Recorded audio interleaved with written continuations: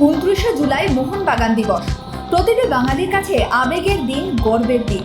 1911 সালের 29শে জুলাই ব্রিটিশ ইয়র্কশায়ারের বুট পরা ব্রিটিশদের বিরুদ্ধে খালি পায়ে ফুটবল খেলে জয় ছিনিয়ে এনেছিল একদল বাঙালি যুবক। সেই থেকে এই দিনটি মোহনবাগান দিবস হিসেবেই পরিচিত। প্রত্যেক বছর এই দিনে মোহনবাগান সমর্থকরা দূর দূরান্ত থেকে ছুটে আসেন তাদের প্রিয় ক্লাবে। আর এই বছর মোহনবাগান দিবসের মূল অনুষ্ঠান নেতাজি ইন্ডোর স্টেডিয়ামে অনুষ্ঠিত হয়।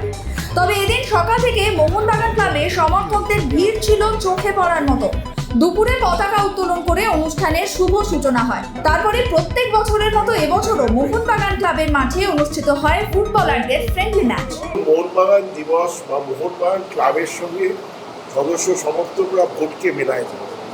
ভোট একটা গণতান্ত্রিক পদ্ধতির মাধ্যমে হওয়ার কথা, তাই হওয়ার হচ্ছিল, কিন্তু সেটার যা ফল হয়েছে মানুষ মেনে নিয়েছে যে ওটা সবাই মিলে চেয়েছে।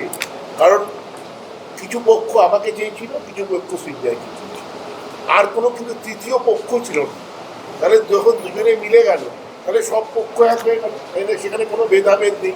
এবং তার প্রতিফলন দেখা যাচ্ছে আজকের প্রোগ্রামে, যে সবাই এসছে, সবাই আনন্দ করছে, এতগুলো প্লেয়ার এসছে, প্রাক্তন প্লেয়াররা, এবং সুন্দর করে নেতাজি ইন্ডোর স্টেডিয়ামে সন্ধ্যাবেলা আমরা প্রোগ্রাম হবে। প্রতি বছর মোহনবাগান ডেতে আমাদের এই ঐতিহাসিক ম্যাচটা হয় এবং অনেক প্লেয়াররা এসছে, এক্স প্লেয়ার আছে যারা, এবং আমাদের সময় যারা অনেক প্লেয়ার যারা খেলেছে এবং তার আগে প্লেয়াররাও এসছে। তো সবাই মিলে সুন্দর একটা ম্যাচ হচ্ছে এবং এই ম্যাচটা সবসময় সবার কাছে স্মরণীয়, কেননা সবাই ম্যাচটার জন্য ওয়েট করে থাকে কবে মোহনবাগানের ম্যাচ হবে এবং কবে সবাই এসে খেলবে। আর আমি নিজে এবার কমিটি থাকতে পেরে, অর্গানাইজ করতে পেরে সত্যি এক অন্যরকম অনুভূতি। এই বছর মোহনবাগান দিবসের মূল অনুষ্ঠানে বর্ষসেরা ফুটবলার, যুব ফুটবলার, ক্রিকেটার, বর্ষসেরা সমর্থক সহ বিভিন্ন বিভাগে পুরস্কার তুলে দেওয়া হলো। সব মিলে বৃষ্টি উপেক্ষা করেও জমজমাট মোহনবাগান দিবস।